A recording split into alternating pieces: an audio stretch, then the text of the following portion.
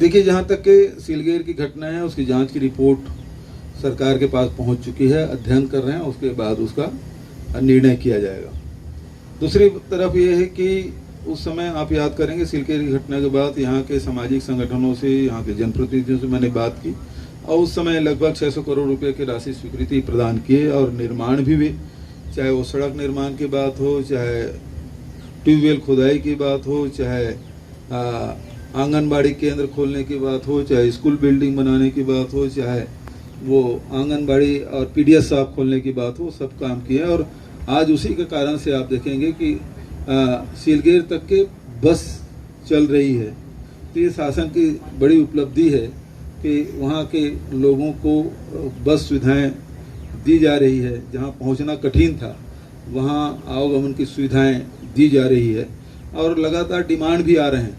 इसका कोई दूसरा विकल्प क्यों नहीं निकाला जाता कि वार्ता हो और शांति बहाली हो? एक चीज बताइए, इस संविधान ने मुझे इस कुर्सी पे बिठाया है, संवैधानिक प्रक्रिया के तहत बना, इस संविधान के द्वारा प्रदत्त शक्तियों के कारण से संभव हुआ और वही शक्ति है जिसके कारण से आप भी सवाल पूछ पा रहे हैं। तो ये सब कुछ संविधान के तहत ही हो रहा है ना।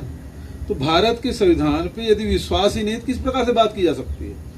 मैंने तो उनको नहीं कहा कि आप ये छोड़ें, वो छोड़ें, ये करें। मैं तो केवल एक सिंपल सी बात है कि हम भारत के नागरिक हैं, तो ये विदेशी शक्ति था ही नहीं।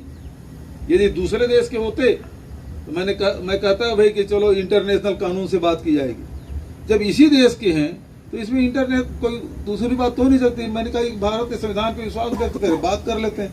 और यही बात भारतीय जनता पार्टी के नेताओं को समझ नहीं आ रहा। वो कह रहे हैं कि नक्सलियों के सामने घुटना टेक दिए। उनको भी संविधान के समझ नहीं, वो लोग मानते भी नहीं। वो तो संविधान को तोड़ने में तुले हुए लोग हैं। इधर भी हैं जो संविधान को नहीं मानते। तो जो संविधान को मानते हैं उसी से मैं कह रहा हूं कि भाई मैं आज इस कुर्सी पे बैठा हूं तो वो संविधान के दिए गए अधिकार, जो जनता का अधिकार दिया गया, उसके तहत मैं यहाँ बैठा हूं। तो संवैधानिक पद में बैठा हूं तो मैं संविधान की बात करूंगा। इसलिए मैं कह रहा हूं कि आप संविधान को आप स्वीकार करें, उसके बाद बात कर लेते हैं। और फिर आदिवासियों के जो मूल जो सवाल थे कि जल, जंगल, जमीन हम उपलब्ध करा रहे हैं। जल की भी बात करें, जमीन की बात कर रहे हैं, जंगल की बात कर रहे हैं, आदिवासियों को अधिकार देने की बात कर रहे हैं। इसी बीजापुर जिले में क्या स्थिति थी? 2018 में एक ट्रैक्टर बिका था। आज 3-3.5 साल बीतने के बाद 500 ट्रैक्टर से अधिक बिक चुके हैं। 2018 में केवल 16 मोटरसाइकिल बिकी थी। इन 3 सालों में 5000 से अधिक मोटरसाइकिल बिका है। हमने अधिकार संपन्न बनाया, लोगों को उनके आय में वृद्धि की। और इस कारण से पहली बार हम लोग जब पहले 93 में जब एमएलए बने थे तो उस समय खरंजा निर्माण की बात होती थी, मुरम रोड की बात होती थी। विक्रम मंडावी 6 महीने पहले मेरे पास आया और बोले मुरम रोड की स्वीकृति प्रदान करिए। मैंने कहा यार आज तो सब टायर रोड की बात करते हैं, सीसी रोड की बात करते हैं, तो मुरम रोड कैसे मांग रहे? तो बोले इस प्रकार की डिमांड है, ट्रैक्टर खरीदने आप चलाएं कैसे?